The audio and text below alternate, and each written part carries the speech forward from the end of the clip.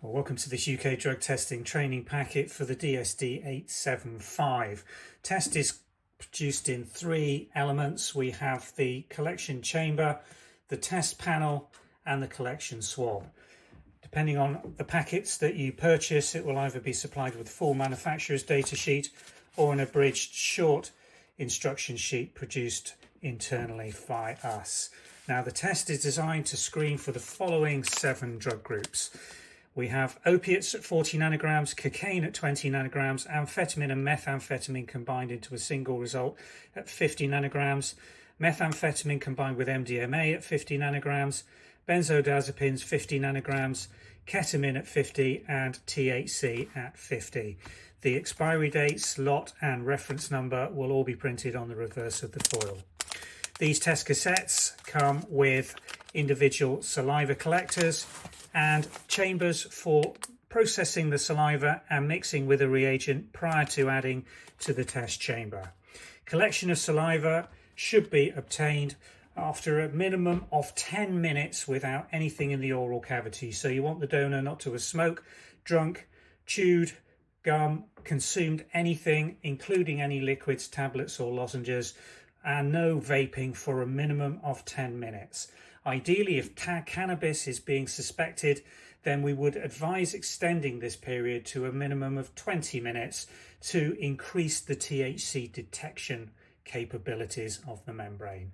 But manufacturer refers to 10 minutes, so we're going to advise you to start the donor collecting a saliva sample after a clean mouth has been obtained and witnessed for 10 minutes.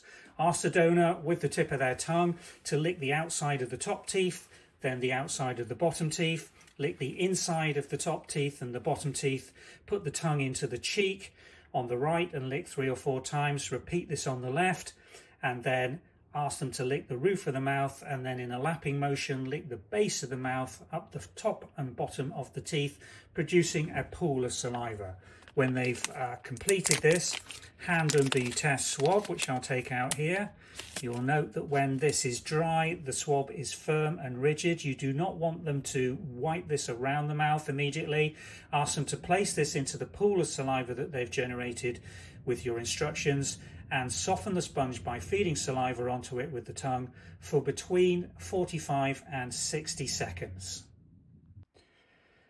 Now, when the donor has saturated the swab on a stick with saliva, it should be soft and squishy. I've taken this one out of my mouth just to demonstrate this. You would not normally do this. When they report that it's soft, ask them to repeat the process of swabbing with the swab on the stick gently around the mouth. So top of the outside teeth, bottom outside teeth, inside lower and top teeth, into the cheeks 3 or 4 times on both sides, swab the roof of the mouth and swab the roof of the tongue and then hold it in the front of the mouth, feeding further saliva onto the swab. And once they've completed that process, you can then ask them to place the swab down into the collection chamber, and you should then be able to pump the swab up and down to discharge the saliva into the collection tube at the base. And you'll see on there we've got an arrow indicator indicating the minimum saliva level. Sometimes with these sponges you need to pump it 3 or 4 times to discharge all the saliva. If you have not collected an adequate volume of saliva and it's not reached that level, you can ask the donor to replace the swab back into their mouth and collect further saliva until it's reached that minimum level. Once you have reached the level, the lid of the chamber can be screwed tightly back on. Agitate the chamber gently to mix it with the reagent pad and then wait for 10 minutes for the reagent to mix with the saliva. Once 10 minutes has elapsed, you can flip the little pipette device in the roof of the lid, open the test cassette, and you will see 4 sample wells marked S on the test cassette. We have 4 columns where the results will show. This one has 3 test lines marked T1, T2, T3 for opiates, cocaine and amphetamine. The next one along has T1 and T2 for amphetamine and benzos. And then the other 2 columns have a single test line for ketamine and the last one for THC. Place the cassette flat Invert the little pipette dropper and gently squeeze it to dispatch 3 drops of saliva into each sample well.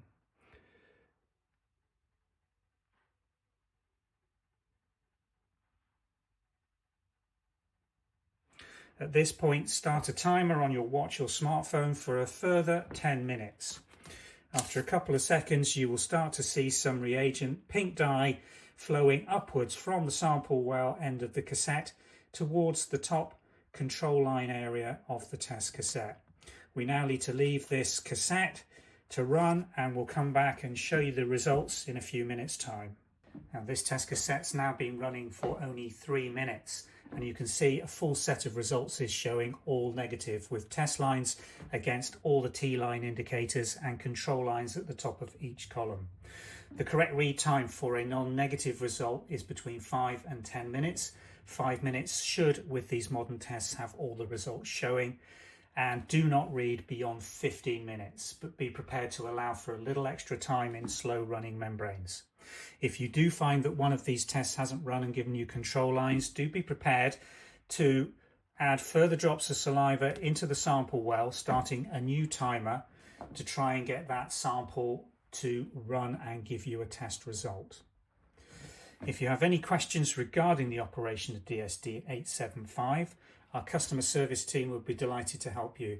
They're available Monday to Friday on our landline telephone here at UK Drug Testing. Thanks for watching.